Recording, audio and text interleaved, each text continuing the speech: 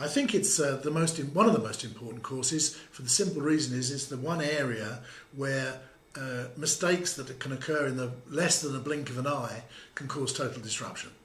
So in terms of power, we're looking at loads that can only sustain voltage drops for fractions of a second, 5 to 10 milliseconds, and you have no opportunity to change your mind. If you make a mistake, you make the mistake and it's lost. You've lost the load, you've impacted your business and your service to your digital services to your business itself. So it's the most critical element of a data center in terms of time domain, and that's what makes it so interesting. And in the course itself, we look at each individual component of the power system. So we start off with a utility where we gain most of our energy from.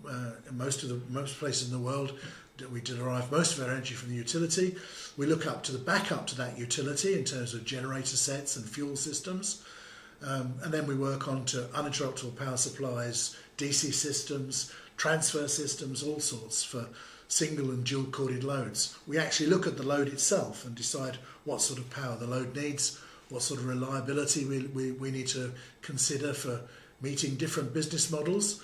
So one part of the course looks at tier classifications, availability classes, call them what you will. There's several competing standards or best practices around the world, and we look at all of them with a critical eye. One of the key elements of course, is the uninterruptible power supplies section, where we look at all types of static and hybrid rotary and diesel rotary.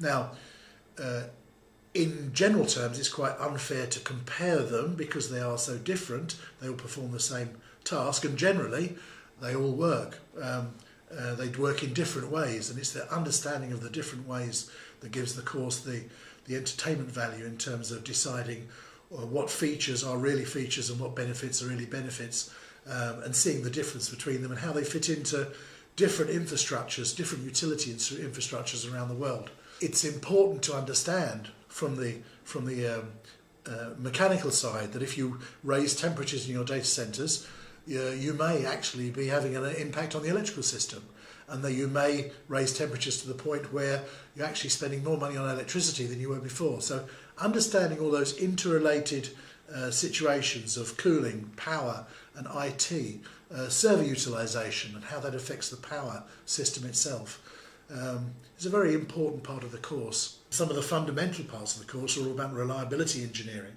So we look at the incidents of failures, how things fail. We try and cut through some of the sales arguments in terms of some products, and we look at the real arguments underlying them. So we try and make comparisons between product types, comparisons between topology and architecture in the data center power system. And I'd like to think that when the students have finished taking the course, and many of them tell me that this is true, is that they view the power system in a far more critical way. In other words, they don't believe necessarily what they read.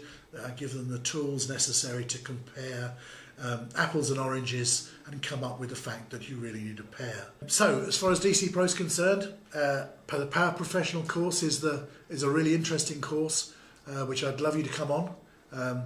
You'll learn a lot. I'll learn a lot from teaching you. I'll learn a lot from you, and we can discuss how to fit a data center power system towards a business model in terms of reliability, resilience and sustainability. So thanks very much.